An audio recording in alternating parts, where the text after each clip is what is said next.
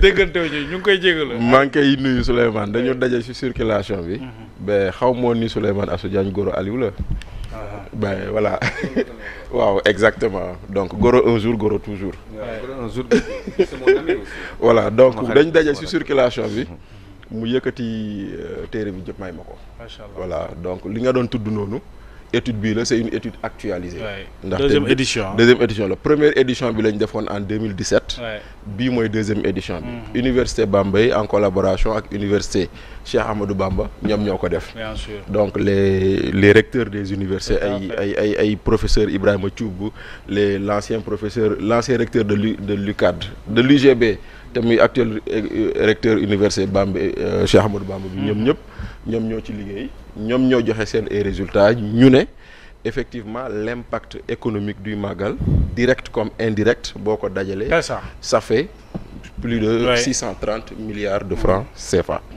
donc nag mu doon impact boo xam ne ñëpp siy gis seen bopp état da ci gis boppam ndaxte rien que sur le transport nit ñi dañ jënd carburant la TVA rien que sur le paiement sur les autoroutes ak yooyu noonu boole si rien que la production agricole ak yooyu noonu et puis étude bi wone ni à peu près plus de 100 000 têtes de bœuf waaw 100 000 têtes de bœuf l'électricité par exemple l'étude a montré que d'un Magal à un autre la consommation d'énergie augmente de 12%. donc pour wane ni nit ñi nañuy bëree ak yooyu noonu 100 000 têtes de bœuf dañ leen di tëral foofu noonu pour bernde yi mais 100 000 têtes de bœuf c'est du cuir à n'en plus finir. oui day ànd ak diwlin. non c'est non xaar yemal ci cuir bi c'est du cuir à n'en plus finir. mais aujourd'hui combien avons-nous de cordonniers d'artisans yoo xam ne seen cuir c'est du cuir importé. pourquoi parce que peut-être on n'a pas une bonne tannerie au Sénégal. c'est tout. la transformation. justement donc c'est-à-dire que si tu regardes Touba effectivement ça peut être un booster d'économie. Parce qu'il y a énormément de choses derrière et c'est valable pour toutes les cités religieuses parce que quand même ñun l'économie du tourisme religieux n'est pas assez valorisée parce que dinañ ñëw dem màggal dem gàmmu ne gàmmu gi neex na sëriñ bi wax na waxtaan wi neex na ñu ñibbi mais on ne réfléchit pas assez sur tout ce que ça fait. Par exemple aujourd'hui sur la Petite Côte le pèlerinage marial de Popenguine qu'est-ce que ça rapporte bu ñu commencé fii nii bu ñuy yenn marcheurs yi bu ñuy déparé Rufisque di dem sur l'économie de tous ces villages traversés kenn du ci bàyyi xel ainsi de suite ak yeneen combien donc yooyu noonu yëpp mooy yu doon yoo xam ne dañ ko et ça et également au moins du xaalis bu ñu sàcc. du xaalis bu ñu sàcc kenn sañu ta wax na xaalis bu ñu.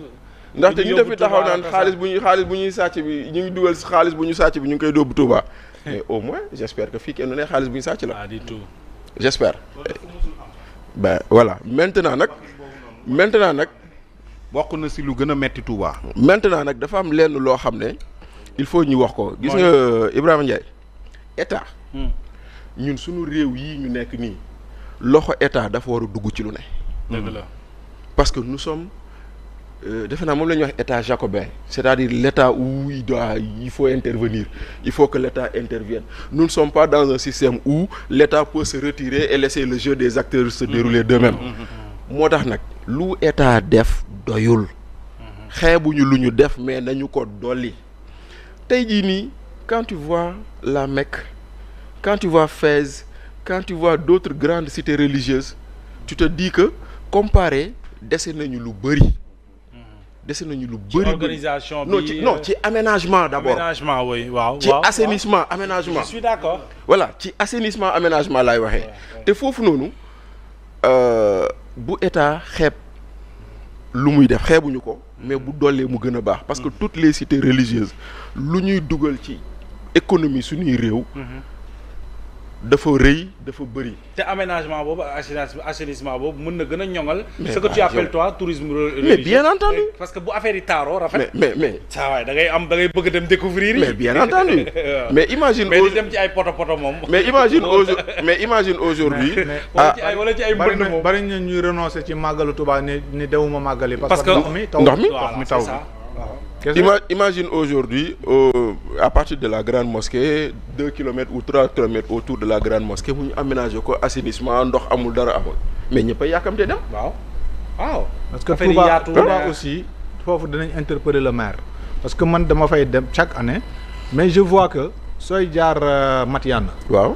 ba Ndamaatu. waaw c'est-à-dire cuvettes yi fa amoon di taa. waaw 10 ans. ba léegi boo demee mooy taa les mêmes cuvettes c'est-à-dire on les répare pas. booy rombee Madiana jëm garage Darou Mousti. très bien. pax yi nekk foofu mu ngi fees ak ndox bu tawee. bu déwénee moom nga fay fekkaat. nga dem côté Ndamatou même chose. nga dem voilà foo dem. la fa doon xew Darou Khoudoss la même chose fi doon taa moom mooy taa. ça veut dire que voilà amul changement. alors que nit ñi ngi yokku économie bi mi ngi yokku nit ñaa ngi dugg si li ma doon wax léegi rek ci formaliser le secteur informel dëkk yëpp dañ cee bokk. du Dakar kese xam nga aussi pour que les choses marchent correctement il faut que chacun reste dans son rôle aussi. par exemple il faut que tamit ñu jox cër état cëram aussi. foofu laa jëm j'ai rien contre Touba ca kanam mais pour man il ne leur revient pas de faire des réalisations pour man il leur revient de collecter des fonds et de donner à ceux qui savent faire. oui mais foofu tamit na fekk fonds yi di ñoŋ. waaw bon mais su fekkente ni état.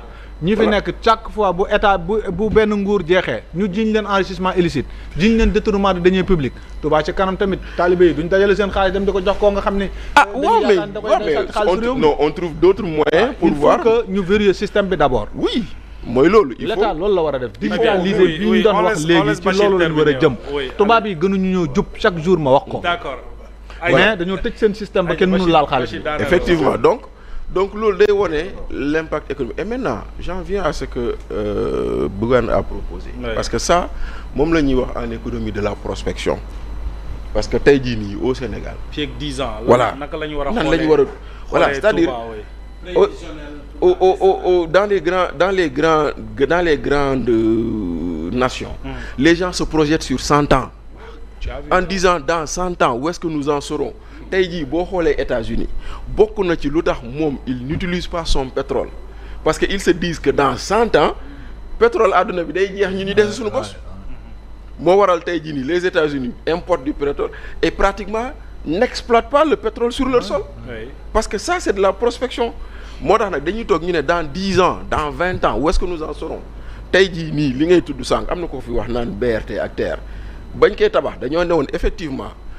La population de Dakaroise elle est en train d'augmenter les problèmes de transport vont venir donc faisons en sorte que buñ ci tollee on puisse nu mu tuddati amoindrir waaw ak yooyu noonu c'est pareil tey jii nii est-ce que on peut penser au développement de Touba sans développer le rail imaginez tey train bi baax est-ce que tey train bi di dem normalement mais monsieur Diop monsieur Ndiaye ak man dañuy garer suñu oto jël train wàcc gaar bi dox ndànk dem màggali dellu si. par exemple moi je te dis à Paris depuis 2017 je conduis plus à Paris. mais voilà. je prends les transports pour aller. mais oui non c'est-à-dire que oui fu mu toll nii le président Diomaye ñu ngi waxu extension du TER jusqu'à Thiès parce que jóge nañ aéroport ñu ngi étude pour mu egg Thiès lu ko eggal Thiès mën na ko eggal Touba. on est d'accord en tout cas régime bu ñëw moom ñaan nañ la lu mu gàtt gàtt. nga am loo ci teg TER bi demal. nga am loo ci teg amee ay alternance yu bari. ku ci nekk boo tegee TER bi dina yegg. voilà xëy na nag. maintenant nag après boo amee ressource rek. non dinañ programme bi dina ñëw dinañ ñëw ci ressources moom laa leen wax nee naa leen. dafa am loo xam ne moo tax Sénégal.